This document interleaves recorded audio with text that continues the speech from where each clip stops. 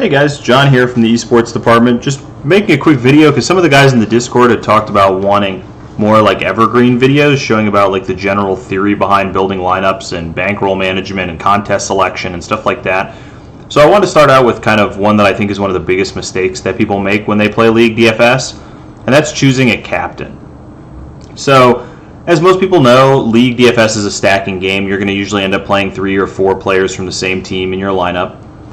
And so let's assume for a second that we found a slate, we found the team that we wanted to play, and we found the 4 players that were the best players to play from that team. They were A, B, C, and D, and this is what they scored. A scored 70, B scored 75, C at 50, and D at 90.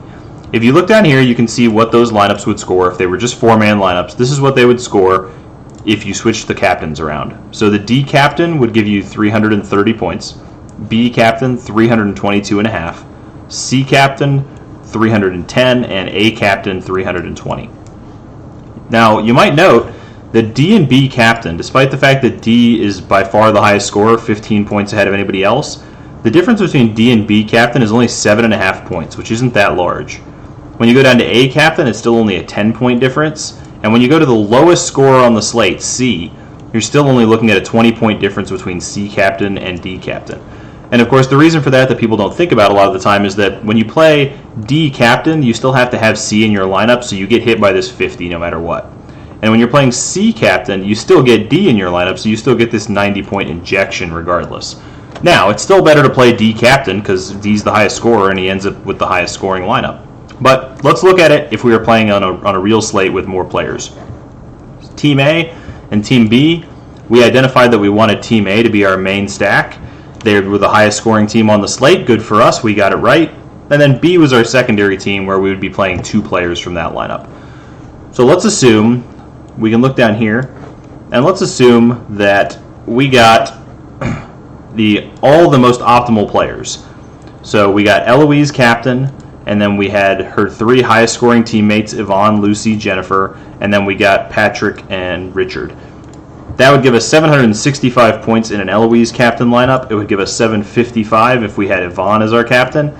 And we get 752.5 if we had Lucy as our captain. But this is the important part of the video and what I kind of wanted to talk about. What happens if we had to make a little bit of a salary sacrifice?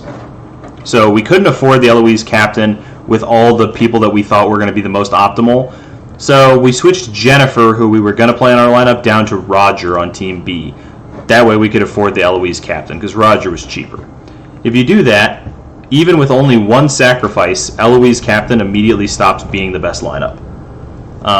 The other ones didn't have to make that sacrifice, so they've maintained. If Yvonne had to make the same kind of sacrifice in her lineup, she would go down to 742 and maintain. Now suddenly, Lucy captain is way better than Yvonne captain and still a little bit better than Eloise captain. Very often it's all about getting the right players in your lineup, and which one of them is your captain is not super important. If you're really dialed into who you think are going to be the best scorers for the slate, it's definitely often more important to make sure you get those guys in your lineup.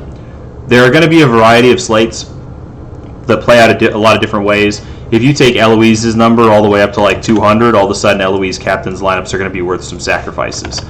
But there's going to be other slates too where Eloise doesn't even end up being the high scorer of the slate. Sometimes Yvonne ends up being the high scorer. Sometimes the game was really bloody early and Lucy ends up being the high scorer anyway. So very often, getting the right players in your lineup is going to be more important than getting the most expensive captain, which is a big mistake that I think people make a lot of the time. They force into the carry captains and it forces them into bad lineups in other positions and cost them a lot, and they don't realize they were only really gaining 7.5 points even if that person was the high scorer of the slate. And because of that, they've sacrificed 3 other positions in their lineup and played worse players that scored a lot less points because of that.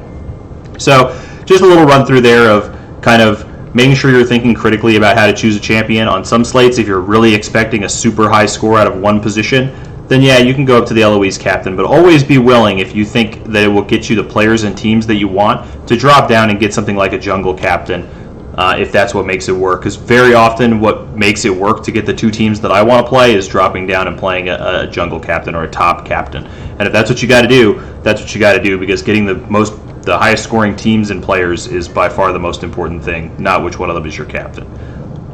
Thanks for coming along, guys.